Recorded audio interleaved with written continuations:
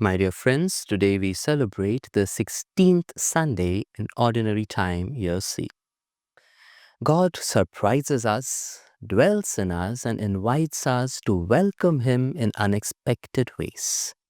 Today's readings teach us to recognize His presence in promise, in suffering, and in stillness, and to choose the better part. The first reading, taken from the book of Genesis, is a story about how God shows up in surprising ways and how God's promises can be so unbelievable they make us laugh.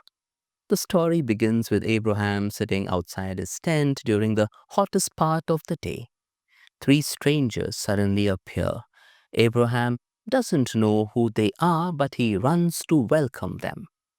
He offers them water, rest, and a big meal.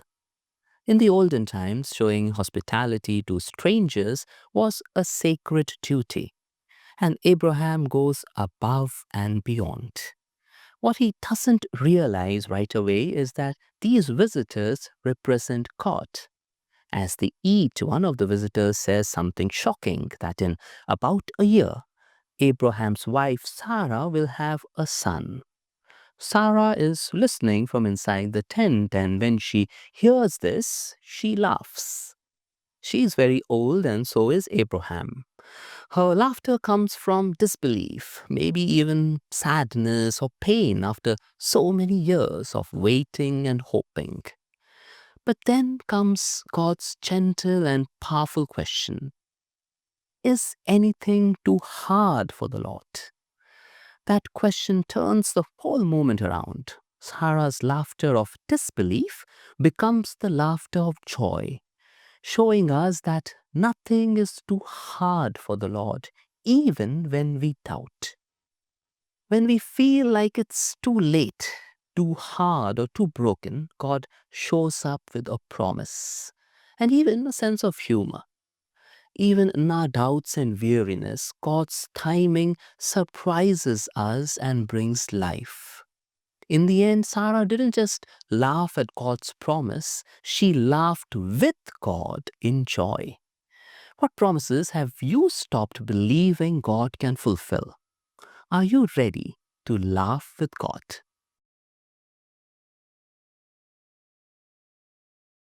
In the second reading, taken from St. Paul's letter to the Colossians, Paul opens his heart to the church, revealing both his suffering and his joy in ministry. At first glance, his words are surprising. Now I rejoice in what I am suffering for you.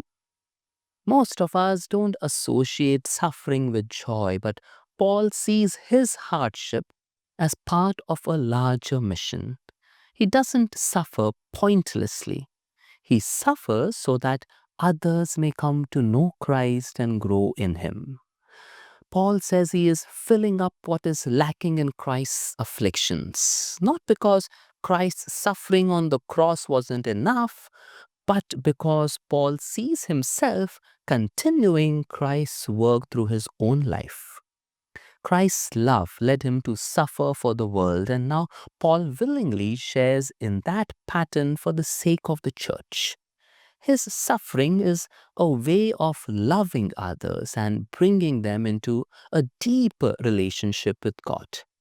A central theme in this passage is the mystery of the gospel: Christ in you, the hope of glory. This truth is rich with meaning.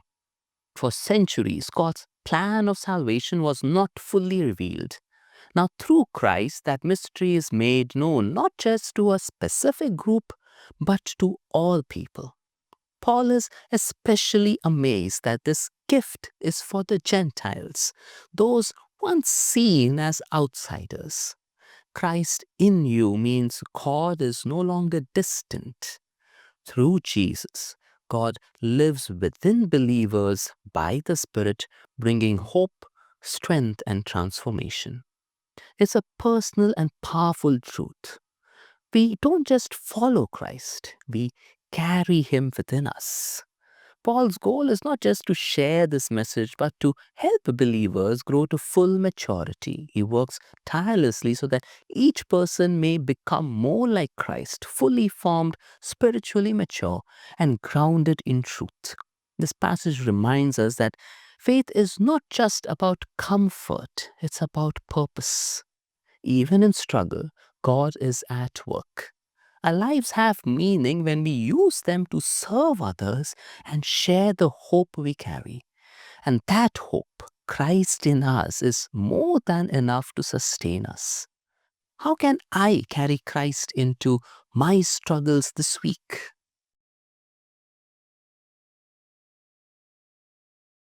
I've noticed when I visit families, they rush to prepare food and make everything perfect, and sometimes forget to just sit and talk. Today's gospel, taken from Luke, presents us with a similar scene.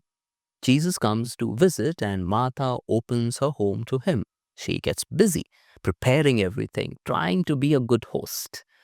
But her sister Mary does something different. She sits at Jesus' feet and listens to him.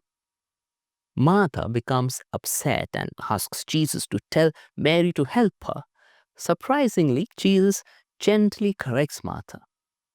This story isn't about whether serving is good or bad. In fact, as we have already seen in the first reading, hospitality was a very important part of their culture, and Martha was doing something good. But the point Jesus makes is about priorities. Martha was so busy doing for Jesus that she missed the chance to simply be with him. Jesus points out that Martha's heart is divided. She's so focused on her task that she's missing the deeper opportunity to connect with him. Mary, on the other hand, chose to pause and listen. She recognized that being close to Jesus, hearing his words and learning from him, was more important in that moment than all the preparations. This passage teaches us something very important for our own lives. We often feel like Martha, busy, distracted, and stressed.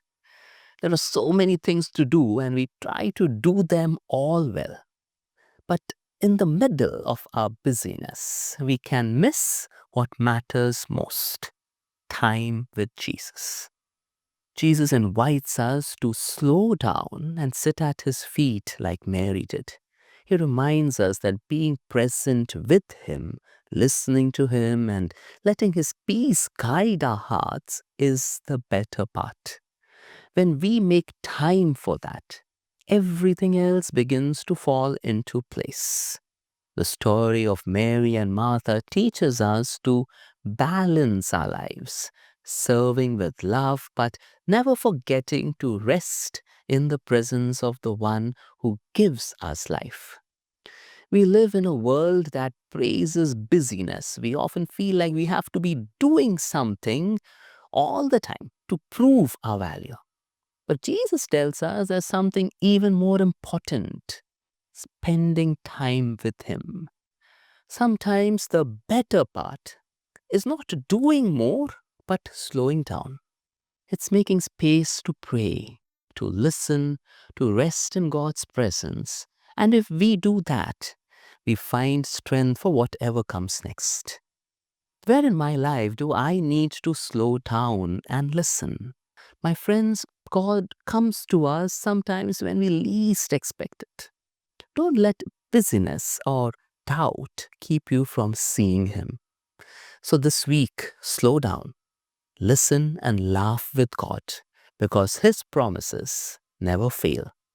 That is the better part. May God bless us all.